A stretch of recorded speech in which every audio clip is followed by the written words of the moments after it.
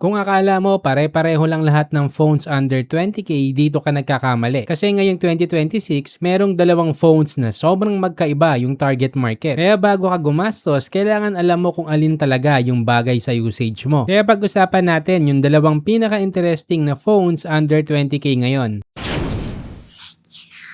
Simulan natin kay Tecno Camon 50 Ultra 5G. Pag unang tingin mo pa lang dito, halata mo na agad na hindi siya mukhang typical mid-range phone. Meron siyang premium design, curved display, manipis na bezel, tapos Gorilla Glass Victus pa yung protection. So hindi lang basta maganda sa mata, may dagdag durability din. Meron tong 6.78-inch 1.5K AMOLED na may 144Hz at 429 ppi. Honestly, isa to sa pinakamagandang display under 20k ngayon pagdating sa sharpness at smoothness. Pero ang pinaka-selling point talaga ay ang camera. Meron siyang 50 megapixel Sony main sensor with OIS, tapos may kasama pang 50 megapixel telephoto camera with 3 times optical zoom. Bihira kang makakakita ng dedicated telephoto lens sa price range na to. Usually ultra-wide lang meron tapos digital zoom na lahat. Pero dito meron kang actual optical zoom kaya mas malino yung kuha kapag malayo yung subject. Dagdag mo pa yung AI image processing na tumutulong para mas mapaganda yung kulay, lighting at overall sharpness ng photos, lalo na sa low light shots or pag blurred ng kuha. Kaya kahit simpleng point and shoot lang, mas social media ready agad yung output niya. Sa madaling salita, kung mahilig ka sa concert, travel photos o social media content, mas lamang talaga ang Camon 50 Ultra. Marami din nagsasabi na isa to sa pinaka-versatile na camera setup under this price range, lalo na sa daylight photography. Maganda din yung front camera niya kasi may 50 megapixel selfie na may 4K recording pa. So kung mahilig ka sa mobile vlogging, malaking bagay yung malinaw na front cam video. Isa pang advantage nito, sobrang loaded sa features. May IP68 at IP69K water resistance, eSIM support, malaking 6,500 mAh, tapos Android 16 out of the box. Sa price range na to, hindi normal yung ganitong complete na feature set. Pero syempre, hindi din perfecto. Unang downside, hindi siya gaming focused chipset. Dimensity 7400 Ultimate lang yung gamit niya. So okay siya sa casual gaming sa decent settings. Pero kung heavy gamer ka na ang habol mo ay ultra graphics at stable high FPS, mararamdaman mo na hindi siya same level ng mga performance-centric phones. Pangalawa, average lang yung speakers niya at hindi ganun ka-impressive yung ultra-wide camera. At dahil curved display siya, hindi din lahat magugustuhan yan. Yung iba kasi mas gusto flat display, lalo na sa gaming kasi less accidental touch. Ako din mismo, hindi ako fan ng curved display. Ngayon, punta naman tayo sa kabilang side, ang Poco X8 Pro 5G. Ito naman yung klase ng phone na pag nakita mo pa lang sa specs, alam mo ng gaming agad yung target. Kasi naka MediaTek Dimensity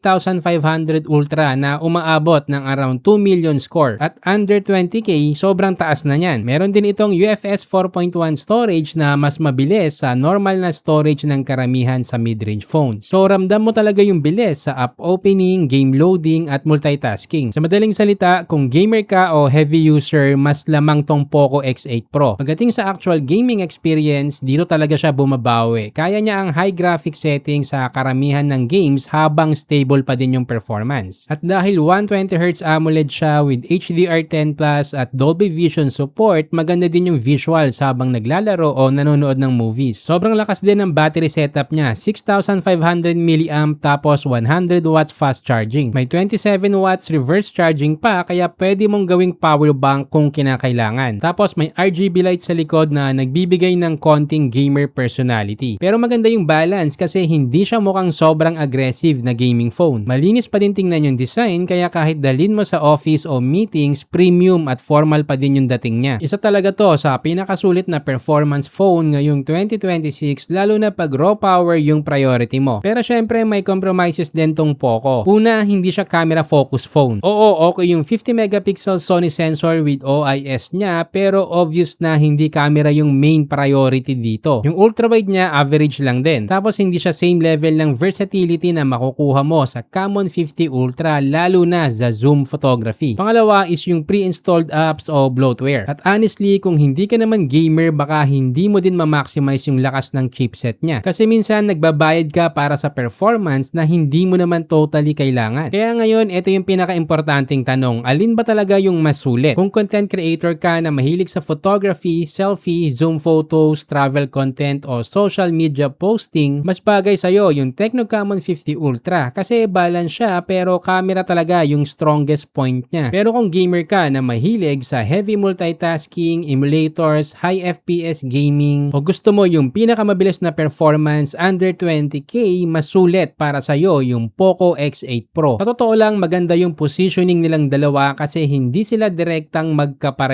ng target market. Yung isa, camera beast, yung isa naman, gaming beast. Pagdating naman sa presyo, yung Poco X8 Pro ay may starting price na nasa around 18,999 pesos pero bumababa pa minsan ng around 15,499 pesos during promos online. Habang yung Tecno Camon 50 Ultra naman, nagsisimula ng around 18,499 pesos yung presyo niya. Honestly, medyo aggressive na pricing na yan considering na may telephoto camera at eSIM. So sa huli, hindi talaga tungkol kung sa alin yung mas malakas. Mas importante dito kung alin yung mas bagay sa actual usage mo. Kasi minsan kahit sobrang lakas ng chipset, kung camera naman talaga habol mo, hindi mo pa din ma-appreciate yung extra gaming power. Kung nalilito ka pa rin, comment mo lang situation mo para matulungan kita mag-decide lalo na kung ayaw mong masayang ang pera mo. Check mo na din yung link sa description para makita yung latest price at kung may sulit deal ngayon. Kung gusto mo pa ng ganitong decision guide, like, share at mag-subscribe.